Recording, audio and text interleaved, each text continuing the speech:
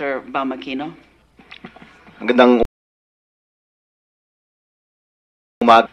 Good morning, Director General Del Rosa. Yung mga tanong ko po para po sa inyo. So kahapon po, may mga tanong na rin tayo. I think nasagot nung iba nung inyong presentation.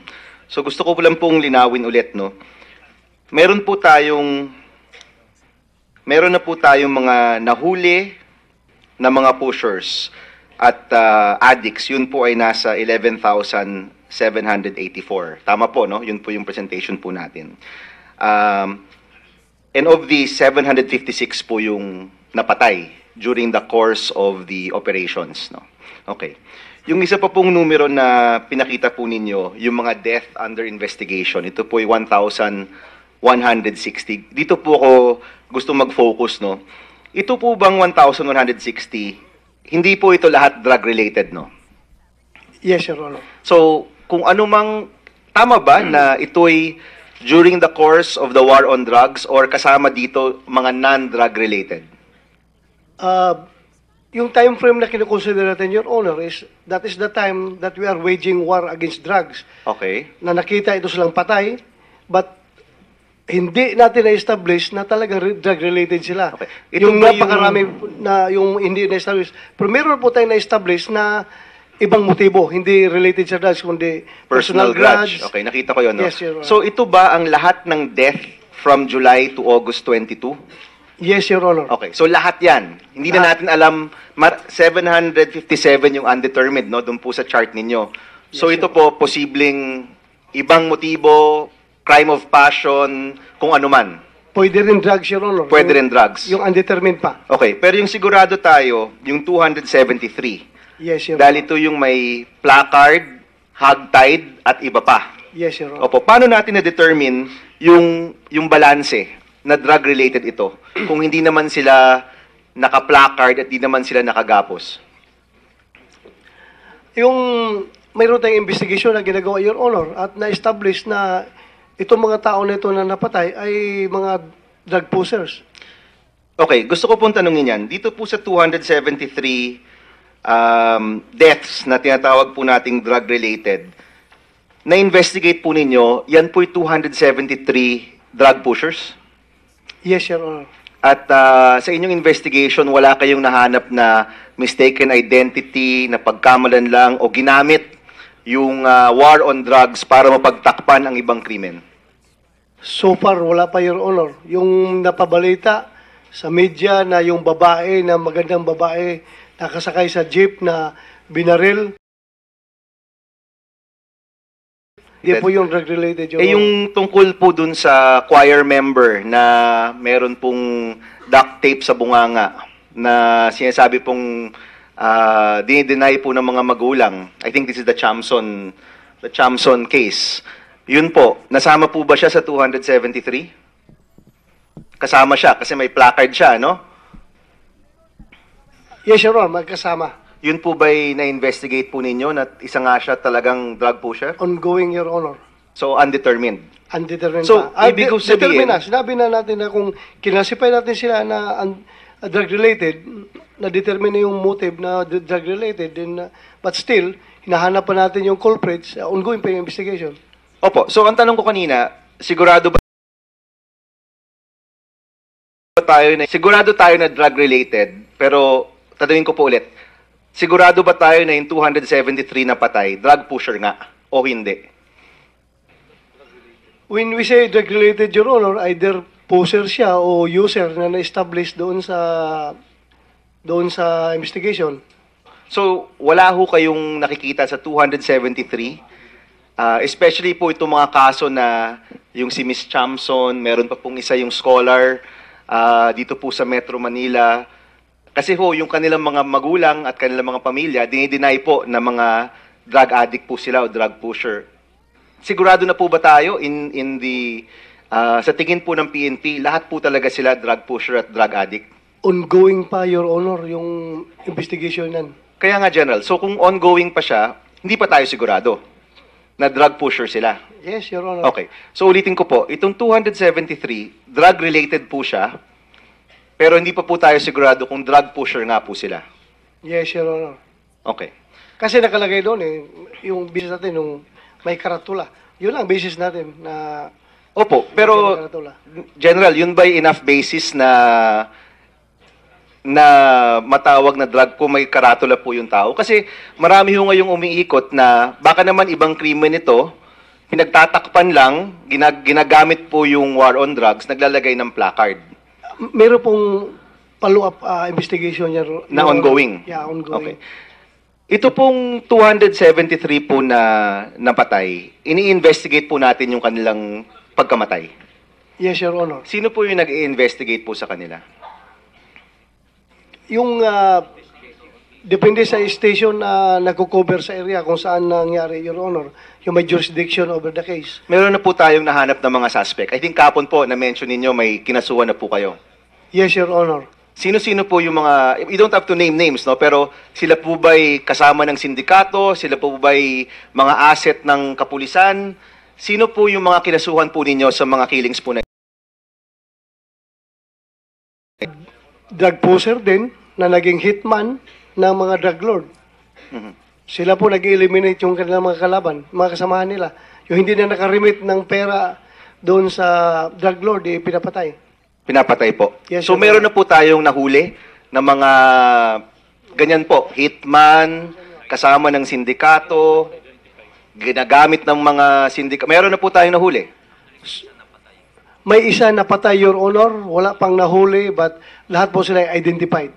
Okay. Yung kaso po, may mga pangalan. Yes, Your Honor, identified po sila, may kaso na. So, pag sinabi niyo pong may kaso, nakafile na po yan sa piskal. Yes, Your Honor. Okay. Ongoing case na po yan, nasa justice system na po natin. Yes, Your Honor. So lahat po ng mga kasong ito, fina-follow up po ninyo. Yes, Your Honor. Ini-investigate po ninyo. Yes, Your Honor.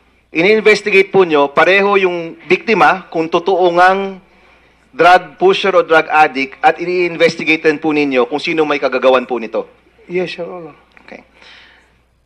Kahapon po, parang nagkaroon po ng, I don't remember kung sinong senador po yung nagtanong, pero kahapon po, sabi nyo, o kung ayaw ninyo, wag na lang natin to gawin. Parang may nasabi po kayong ganoon. Sa tingin po ba ninyo, itong pag-imbestiga sa mga napatay na mga vigilante o napatay na mga sindikato, ito po ba'y pabigat sa inyo o kasama po sa inyong trabaho bilang PNP? Kasama po sa trabaho namin yan, Your Honor. Ano pong paningin ninyo sa mga ganito pong klaseng pagkapatay? Ito po ba'y nakakatulong sa war on drugs o nakakasama po ito sa war on drugs natin? Nakakasama po yan, Your Honor, dahil as I've said, I don't like personally, Opo. kahit ako hindi chief PNP, kahit ako isang civilian, Opo. ayaw na ayaw ko po yung extrajudicial killing or I hate to use extrajudicial killing dahil merong contention yung isang senador po Opo. natin na ayaw niya yung term na yan. But yung vigilante killing, ayaw ko po yan, Your Honor. Ilang beses ko na po hinamon ng barilan yung mga vigilante na yan. Kung gusto niyo pumatay ng tao, bakit papatayin niyo yung tao na walang kalaban-laban? Ako harapin niyo. Ilang beses ko po na hinamon sila kung sino yung magagaling dyan na pumatay. Ako harapin niyo. Magbarilan tayo.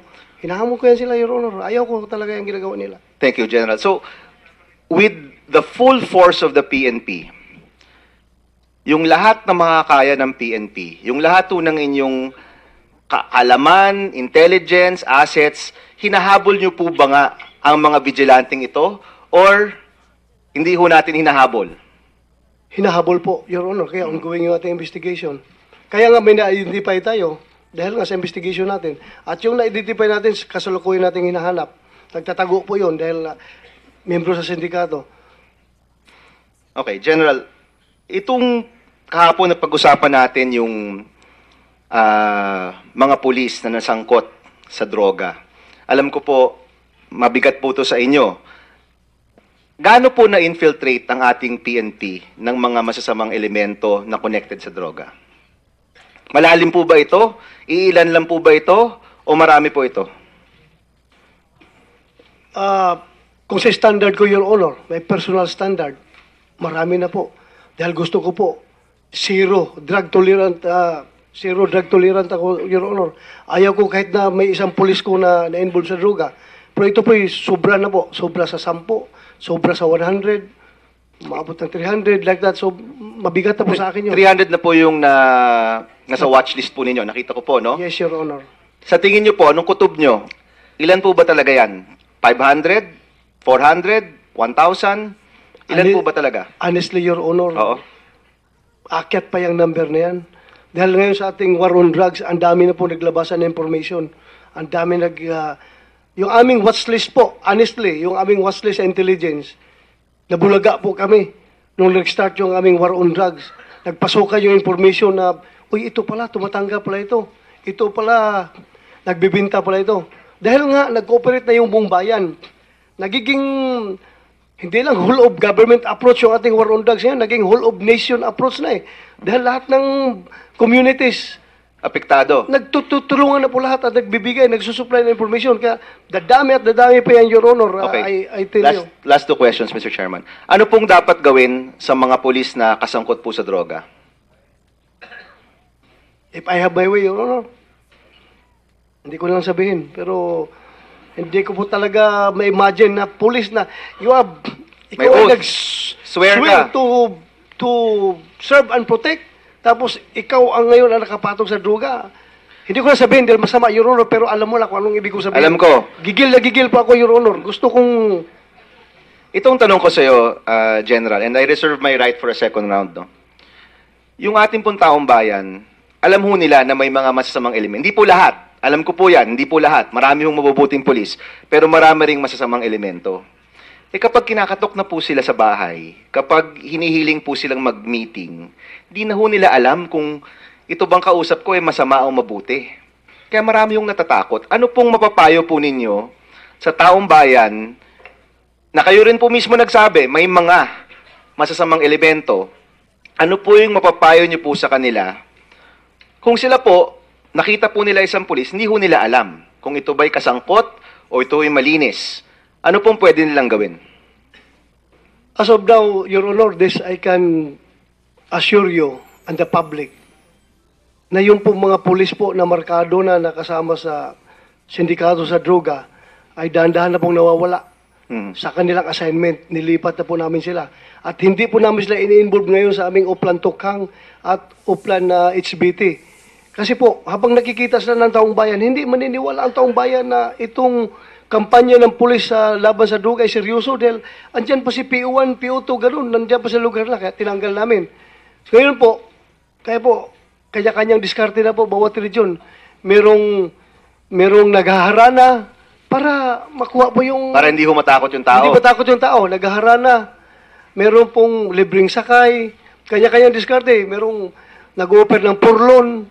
Ito po, tanong, last Lahat ng question. diskarte po. Yung kahapon po na salaysay po ni, I think si Mary Rose po yon. May mga napangalanan po siya.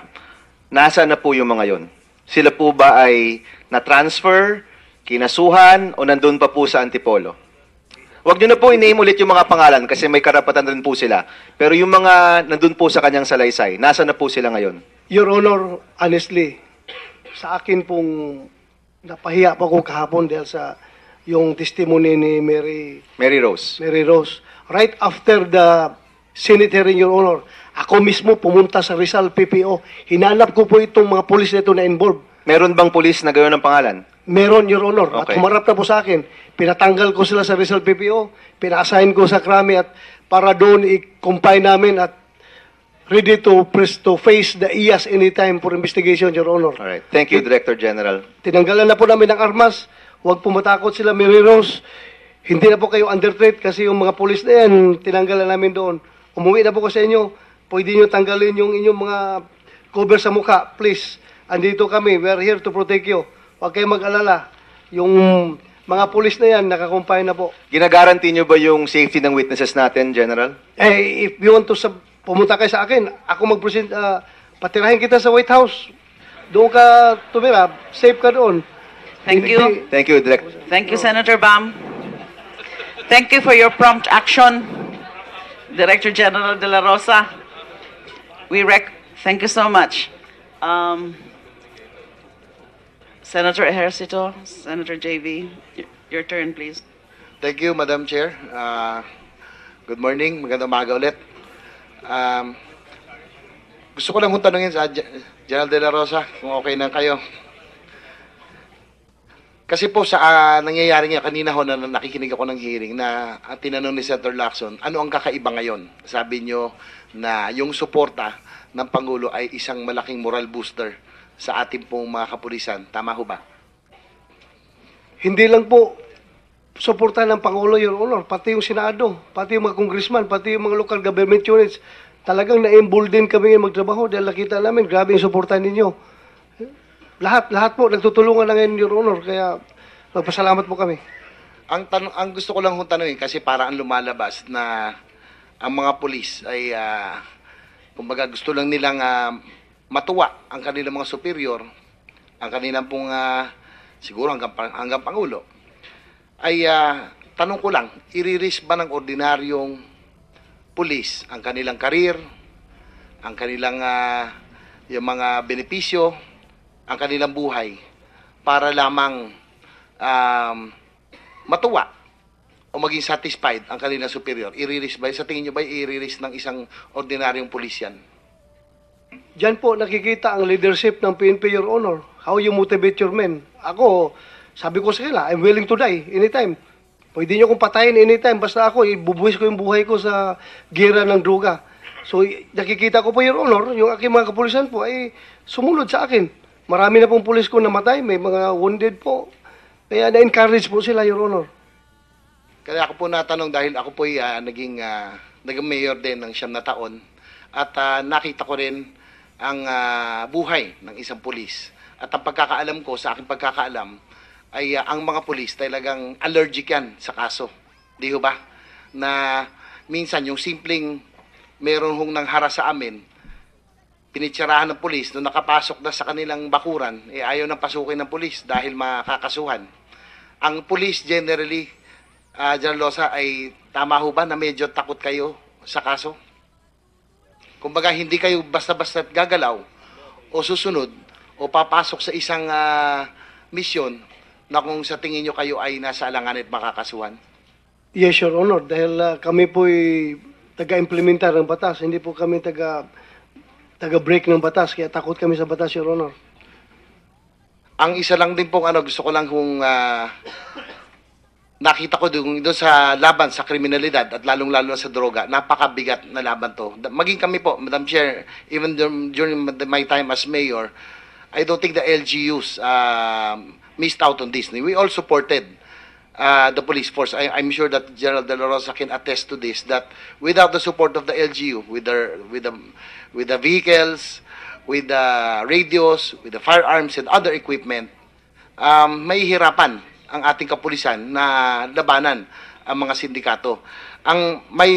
My point is, Madam Chair, tuwing nagkakaroon ho ng kaso ang isang pulis, ito po nakita ko, kinasuhan ng isang dating kapitan namin na allegedly, rin to, no? Medyo may connection din sa droga. 2 pulis po yon. Nasuspindi po sila. Siyempre, lumapit po sila, humihingi ng tulong. Kapag nasususpindi po ang pulis, wala ho silang sweldo, lahat ng benepisyo ay tigil. Tama ho ba, General De La Rosa? Yes, Your Honor. At habang naglilitis, habang ongoing ang kaso, ang tanong ko lang ho, bakit wala ba ho tayong ang ating pong legal service ba hindi tumutulong o umaalalay sa ating mga kapulisan kapag sila po ay may mga kaso? Tumutulong po, Your Honor, pero kulang na kulang po. We are 160,000 strong yung kapulisan natin. Granting 10% of them magkakaroon ng kaso. So, 160,000 na tao, ilan na po yung aming legal service. Kulang talaga, Your Honor. So, yan po ang rason kung bakit kadalasan yung mga pulis kasi may kaso, lumalapit po sa amin dahil talagang ni pambayad sa abogado ay wala ho silang maibayad. Nakakaawa ho talaga.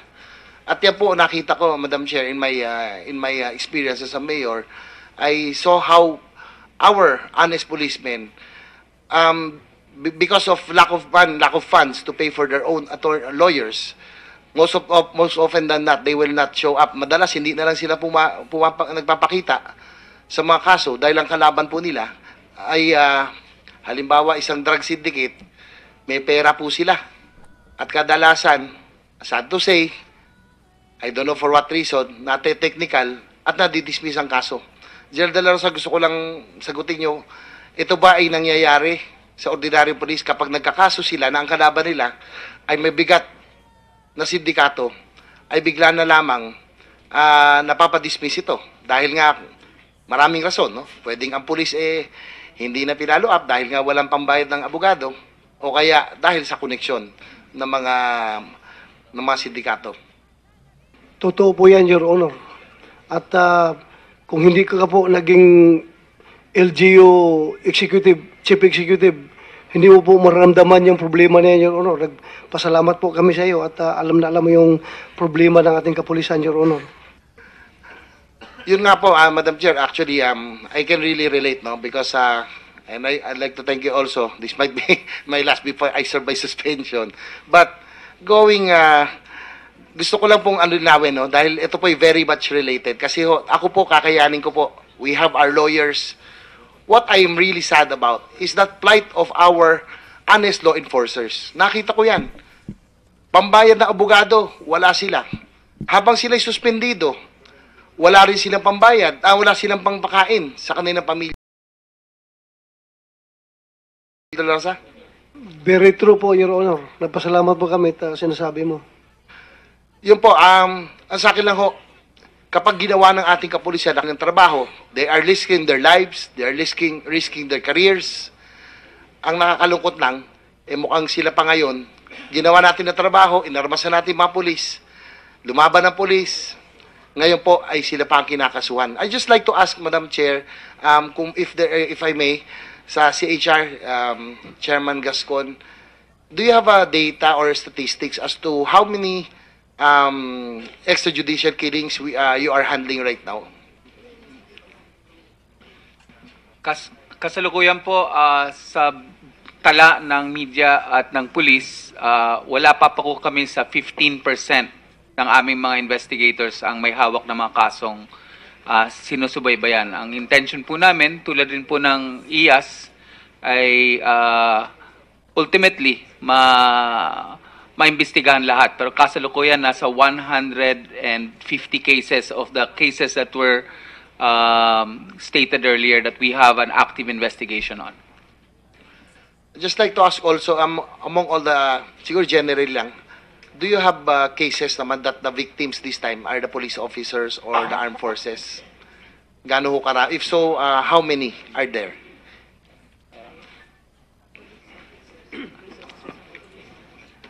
Normally po, yung mga cases na hinahandle namin involving human rights violations, often ang respondent po yung security forces. But there is one we have been informed that involves a police officer in Cebu. But the general rule is the cases that come to us involve complaints against security officers. So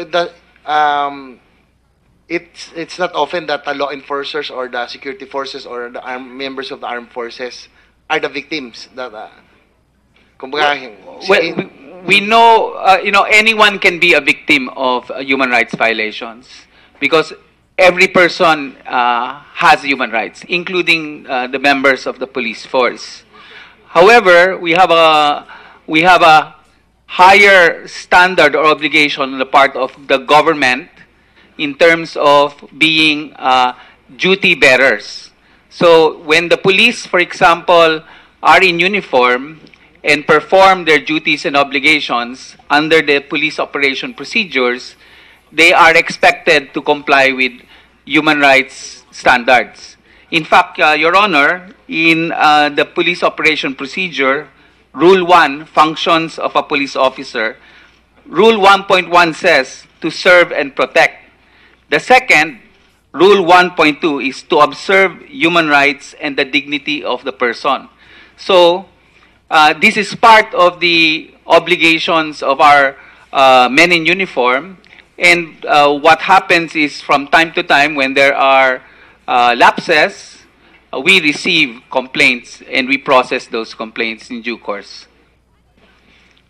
So do you have a data as to how many cases you are handling right now vis-a-vis police and military against vis-a-vis the criminal or other persons?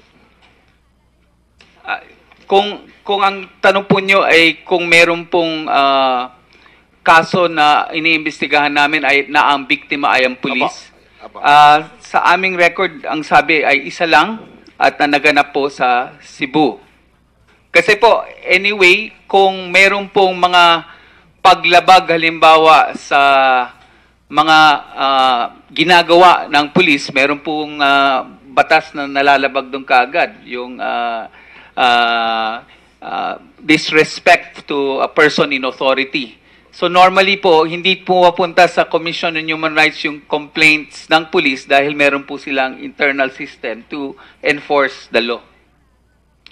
Okay, thank you. Madam Chair, last po, again, thank you. I just like to relay my my experience again, and because the policemen are human too, and we just have to give them also the support, because the risk that they take in undertaking these dangerous operations, kumbaga, they either risk everything, their careers. So we just have to, we just have to also consider, no, that they are also human. Thank you, Madam. Senator Escudero.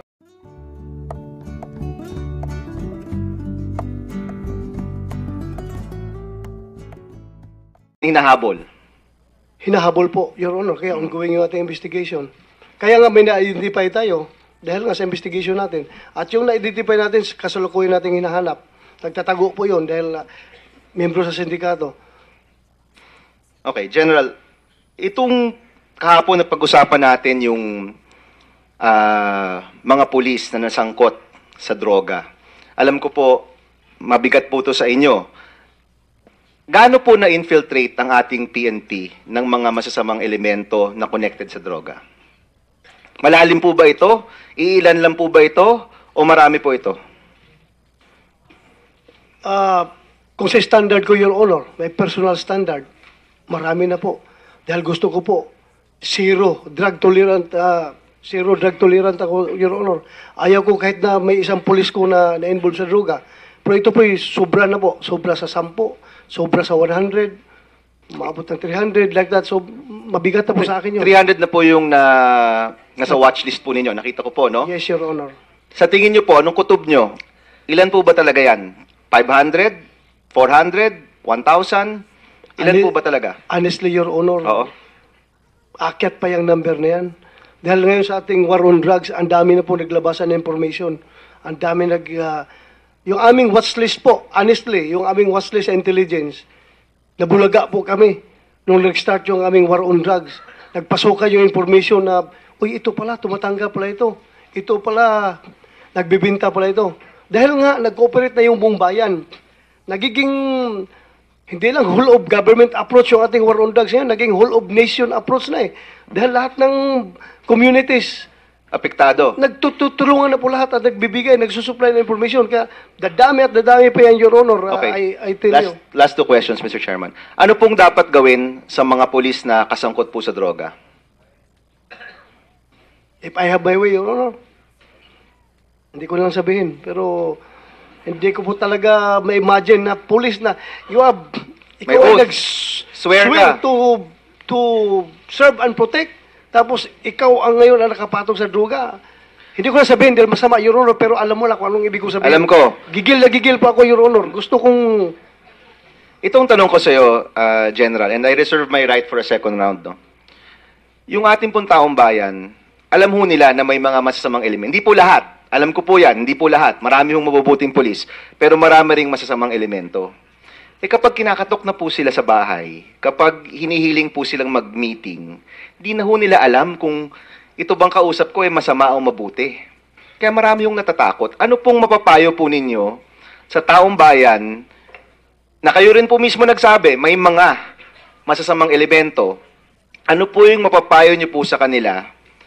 Kung sila po, nakita po nila isang pulis, hindi ho nila alam kung ito ba'y kasangkot o ito ay malinis. Ano pong pwede nilang gawin? As of now, Your Honor, this I can assure you and the public na yung po mga pulis po na markado na nakasama sa sindikato sa droga ay dahan-dahan na pong nawawala Mhm. sa kanilang assignment. Nilipat na po namin sila. At hindi po namin sila ini-involve ngayon sa aming Uplan Tokhang at Uplan na HBT. Kasi po, habang nakikita sila ng taong bayan, hindi maniniwala ang taong bayan na itong kampanya ng pulis sa laban sa droga ay seryoso dahil andyan pa si PO1, PO2, ganun, nandiyan pa sa lugar na, kaya tinanggal namin. So, ngayon po, kanya-kanyang diskarte na po, bawat region. Merong naghaharana para makuha po yung... Para hindi matakot yung tao. Hindi matakot yung tao, naghaharana. Meron pong libreng sakay, kanya-kanyang diskarte. Merong nag-offer ng purlon. Ito po, tanong, last Lahat ng question. diskarte po. Yung kahapon po na salaysay po ni, I think si Mary Rose po yon. May mga napangalanan po siya. Nasaan na po yung mga yon? Sila po ba ay na-transfer, kinasuhan, o nandun pa po sa Antipolo? Huwag nyo na po i-name ulit yung mga pangalan kasi may karapatan rin po sila. Pero yung mga nandun po sa kanyang salaysay, nasaan na po sila ngayon? Your Honor, honestly, sa akin pong napahiya pa ko kahapon dahil sa yung testimony ni Mary Rose. Mary Rose. Right after the Senate hearing, Your Honor, ako mismo pumunta sa Rizal PPO. Hinanap ko po itong mga pulis na ito na involved. Meron bang pulis na gayon ng pangalan? Meron, Your Honor. At Okay. humarap na po sa akin. Pinatanggal ko sila sa Rizal PPO. Pina-assign ko sa Krami at para doon i-compile namin at ready to face the IAS anytime for investigation, Your Honor. Alright. Thank you, Director General. Tinanggalan na po namin ng armas. Huwag po matakot sila, Mary Rose. Hindi na po kayo under threat kasi yung mga pulis na yan, tinanggalan namin doon. Umuwi na po ko sa inyo.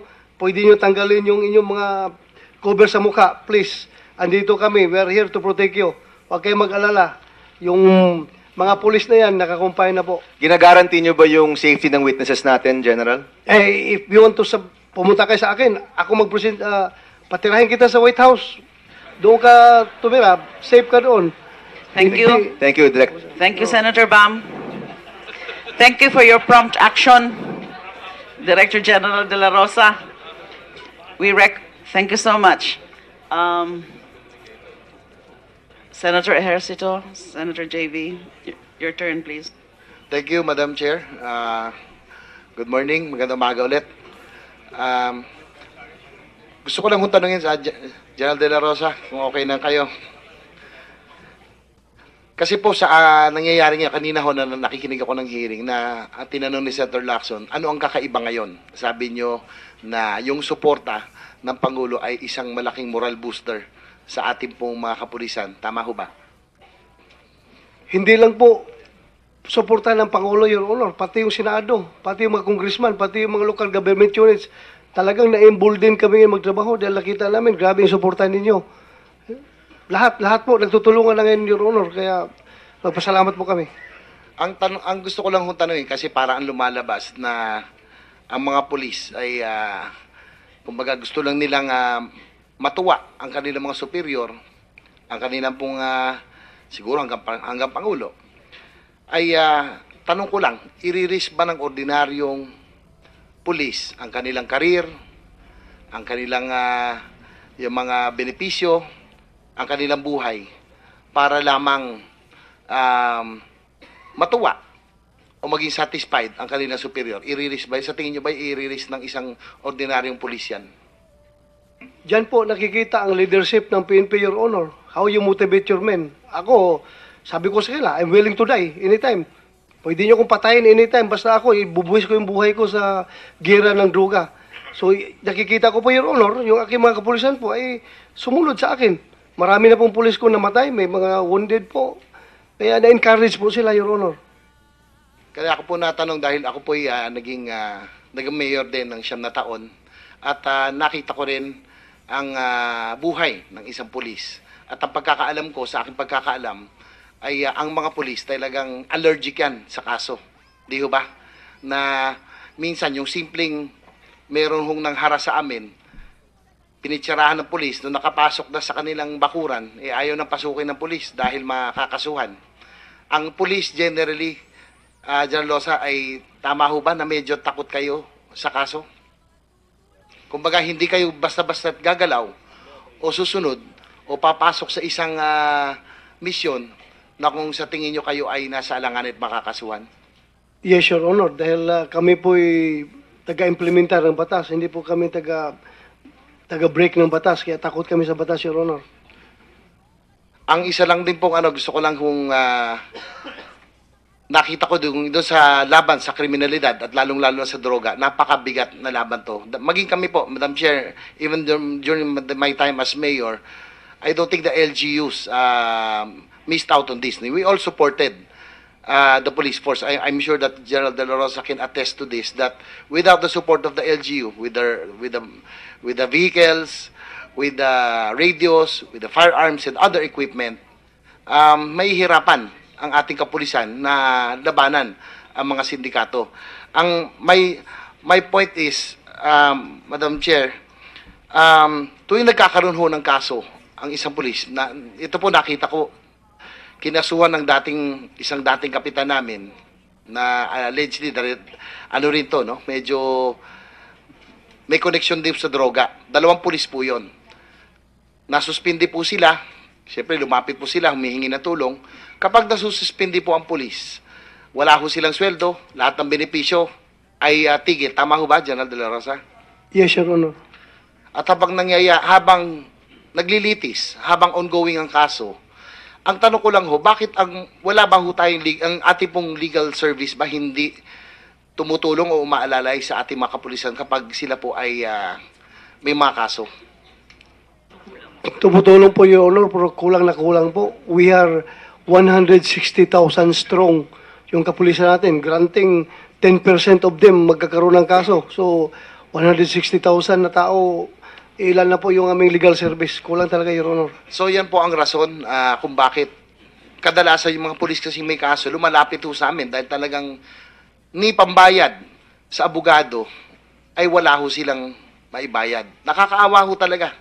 At yan po nakita ko, Madam Chair, in my experience as a mayor, I saw how our honest policemen, because of lack of funds to pay for their own lawyers, most often than not, they will not show up. Madalas hindi na lang sila nagpapakita sa mga kaso dahil ang kalaban po nila ay halimbawa isang drug syndicate, may pera po sila.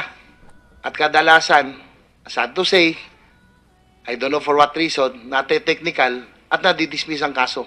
General De La Rosa, gusto ko lang sagutin nyo, ito ba ay nangyayari sa ordinaryong police kapag nagkakaso sila na ang kalaban nila ay may bigat na sindikato, ay bigla na lamang napapadismiss ito? Dahil nga maraming rason, no? Pwedeng ang police hindi na pinalo up dahil nga walang pambayad ng abogado o kaya dahil sa koneksyon ng mga sindikato.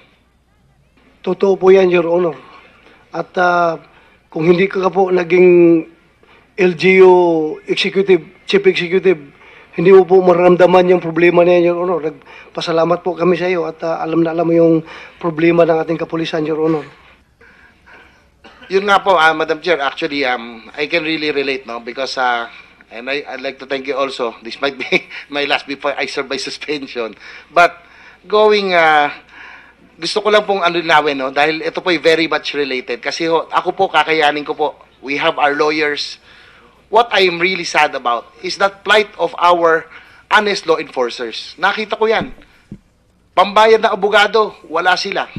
Habang sila'y suspendido, wala rin silang pambayad, wala silang pangpakain sa kanilang pamilya. Very true po, Your Honor. Nagpasalamat po kami at sinasabi mo. Yun po, ang sa akin lang ho, kapag ginawa ng ating kapulisan ng trabaho, they are risking their lives, they are risking their careers. Ang nakakalungkot lang, mukhang sila pa ngayon, ginawa natin na trabaho, inarmasan natin mga pulis, lumaban ng pulis, ngayon po ay sila pa ang kinakasuhan. I just like to ask, Madam Chair, kung if I may, sa CHR, Chairman Gascon, do you have a data or statistics as to how many extrajudicial killings you are handling right now? Kasalukuyan po sa tala ng media at ng pulis, wala pa po kami sa 15% ng aming mga investigators ang may hawak na mga kasong sinusubaybayan. Ang intention po namin, tulad din po ng IAS, ay ultimately maimbestigahan lahat. Pero kasalukuyan nasa 100 drug addict po sila o drug pusher. Sigurado na po ba tayo in the sa tingin po ng PNP, lahat po talaga sila drug pusher at drug addict? Ongoing pa, Your Honor, yung investigation yan. Kaya nga, General, so kung ongoing pa siya, hindi pa tayo sigurado na drug pusher sila. Yes, Your Honor. Okay. So ulitin ko po, itong 273, drug-related po siya, pero hindi pa po tayo sigurado kung drug pusher nga po sila. Yes, Your Honor. Okay. Kasi nakalagay doon yung business natin, yung may karatula. Yun lang basis natin na Opo, may pero karatula. General, yun ba enough basis na matawag na drug kung may karatula po yung tao? Kasi marami ho ngayong umiikot na baka naman ibang krimen ito, pinagtatakpan lang, ginagamit po yung war on drugs, naglalagay ng placard. Meron pong follow-up investigation niya. Na ongoing? Yeah, ongoing. Okay. Ito pong 273 po na napatay, ini-investigate po natin yung kanilang pagkamatay. Yes, Your Honor. Sino po yung nag-i-investigate po sa kanila? Yung depende sa station na nagko-cover sa area kung saan nangyari, Your Honor, yung may jurisdiction over the case. Meron na po tayong nahanap ng mga suspect. I think kapon po, na-mention ninyo, may kinasuhan na po kayo.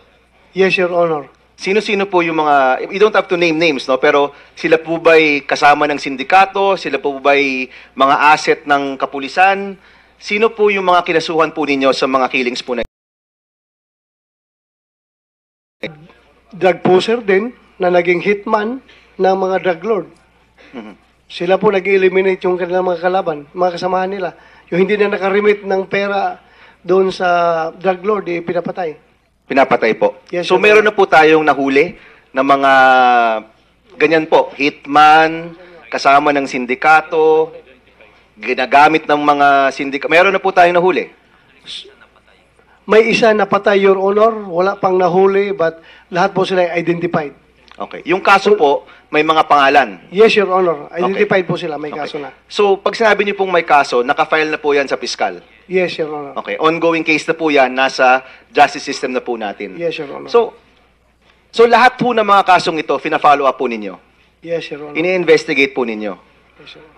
Ini-investigate po nyo, pareho yung biktima, kung totoo ngang drug pusher o drug addict, at ini-investigate din po ninyo kung sino may kagagawan po nito. Yes, Your Honor. Okay.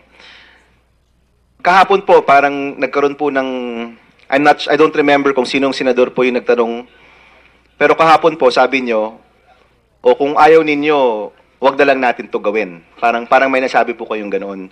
Sa tingin po ba ninyo, itong pag-imbestiga sa mga napatay na mga vigilante o napatay na mga sindikato, ito po ba'y pabigat sa inyo o kasama po sa inyong trabaho bilang PNP? Kasama po sa trabaho namin yan, Your Honor. Ano pong paningin ninyo sa mga ganito pong klaseng pagkapatay? Ito po ba'y nakakatulong sa war on drugs o nakakasama po ito sa war on drugs natin? Nakakasama po yan, Your Honor, dahil as I've said, I don't like personally, Opo. kahit ako hindi chief PNP, kahit ako isang civilian, Opo. ayaw na ayaw ko po yung extrajudicial killing or I hate to use extrajudicial killing dahil merong contention yung isang senador po Opo. natin na ayaw niya yung term na yan. But yung vigilante killing, ayaw ko po yan, Your Honor. Ilang beses ko na po hinamon ng barilan yung mga vigilante na yan. Kung gusto niyo pumatay ng tao, bakit papatayin niyo yung tao na walang kalaban-laban? Ako harapin niyo. Ilang beses ko po na hinamon sila kung sino yung magagaling dyan na pumatay. Ako harapin niyo. Magbarilan tayo. Hinahamon ko yan sila, Your Honor. Ayaw ko talaga yung ginagawa nila. Thank you, General. So, with the full force of the PNP, yung lahat ng mga kaya ng PNP, yung lahat po ng inyong kaalaman, intelligence, assets, hinahabol nyo po ba nga ang mga vigilanteng ito? Or hindi ho natin... Senator Bamakino. Ang gandang umaga. Good morning, Director General Del Rosa. Yung mga tanong ko po para po sa inyo. So kahapon po, may mga tanong na rin tayo. I think nasagot nung iba nung inyong presentation. So gusto ko lang pong linawin ulit, no? meron na po tayong mga nahuli na mga pushers at addicts. Yun po ay nasa 11,784. Tama po, no? Yun po yung presentation po natin. And of these, 756 po yung napatay during the course of the operations, no? Okay. Yung isa pa pong numero na pinakita po ninyo, yung mga death under investigation, ito po ay 1,160. Dito po ako gusto mag-focus, no? Ito po bang 1,160, hindi po ito lahat drug-related, no?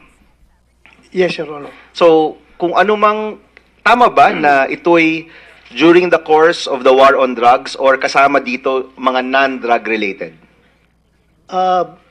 Yung time frame na kinukonsider natin, Your Honor, that is the time that we are waging war against drugs. Okay. Na nakita ito silang patay, but hindi natin na-establish na talagang drug-related sila. Okay. Ito Yung ba yung- napakarami na yung hindi na-establish. Pero meron po tayong na-establish na ibang motibo, hindi related sa drugs, kundi Personal grudge. Okay, nakita ko yun, no? Yes, Your Honor. So, ito ba ang lahat ng death from July to August 22? Yes, Your Honor. Okay, so lahat yan. Hindi na natin alam, 757 yung undetermined, no? Doon po sa chart ninyo. So, Yes, ito po, posibleng ibang motibo, crime of passion, kung ano man. Pwede rin drugs, Your Honor. Pwede rin drugs. Yung undetermined pa. Okay, pero yung sigurado tayo, yung 273. Yes, Your Dahil Honor. ito yung may placard, hogtied, at iba pa. Yes, Your Honor. Opo, paano natin na-determine yung balanse na drug-related ito kung hindi naman sila naka-placard at hindi naman sila nakagapos? Yung mayroon tayong investigation na ginagawa, Your Honor, at na-establish na itong mga tao na ito na napatay ay mga drug pushers. Okay, gusto ko pong tanungin yan. Dito po sa 273 deaths na tinatawag po nating drug-related, na-investigate po ninyo, yan po'y 273 drug pushers? Yes, Your Honor. At sa inyong investigation, wala kayong nahanap na mistaken identity, na pagkamalan lang, o ginamit yung war on drugs para mapagtakpan ang ibang krimen? So far, wala pa, Your Honor. Yung napabalita sa media na yung babae, na magandang babae, nakasakay sa jeep na binaril,